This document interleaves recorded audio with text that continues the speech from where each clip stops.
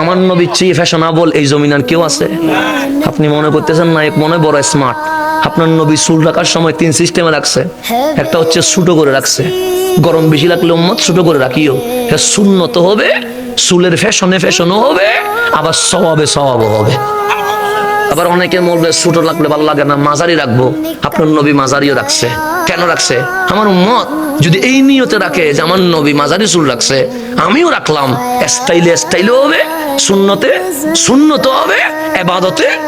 আমার রাসূল বলেন তোমার যদি চুল লম্বা করতে ইচ্ছা করে, আমি নবী বাপরি কাটা চুল রেখে দিয়েছি।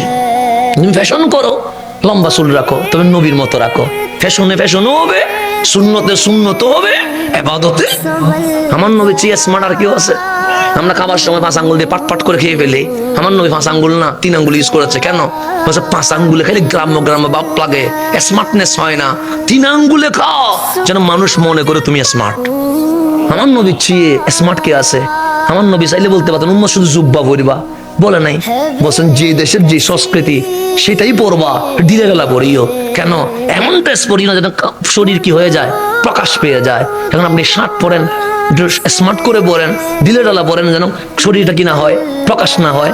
প্যান্ট পরেন, ঢিলে ঢালা পরেন, টাকনুর উপরে পরেন, বাস হয়ে যাচ্ছে। তো যেই দেশের যে ড্রেস সেটা পরার অনুমতি ইসলামে আছে না নাই? আছে। ইসলাম কি নিষেধ করেছে যে তুমি গেঞ্জি পরতে পারবা না, তুমি শার্ট পরতে পারবা না, তুমি লুঙ্গি পরতে পারবা না? এটা কি বলছে? আমার নবীর ড্রেসের বেলায় বলে নাই যে জুব্বাই পরতে হবে। বরঞ্চ আমার কামলিওয়ালা কি করছে, বিভিন্ন দেশ থেকে যে হাদিয়া ড্রেস পাঠাইছে এগুলো নিজে পরে উম্মতকে জানাইছে, উম্মত যে ড্রেস পরলে তোকে সবচেয়ে সুন্দর লাগবে সেটাই পর, আমি নবীর কোনো আপত্তি নেই। কিন্তু শালীনতা যেন তাকে, হাইয়া যেন তাকে, লজ্জা যেন। আমার নবীর চেয়ে স্মার্ট কে আছে এই জমিনে? আমার নবীর চেয়ে বড় আধুনিক কি আছে এই জমিনে? আসেন, আপনি নবীর জীবনী পড়েন নাই বলে আপনি ওই নায়ক কিভাবে চুল কাটেটা দেখছেন, উনি কিভাবে প্যান্ট পরেটা দেখছেন, নবীর জীবনীটা পড়বেন, দেখবেন আপনার কাছে তখন বিশ্বাস হবে এই জমিনে আমার নবীর চেয়ে স্মার্ট আর কেউ কখনো ছিল না, কখনো কেউ হইতেই পারবে না।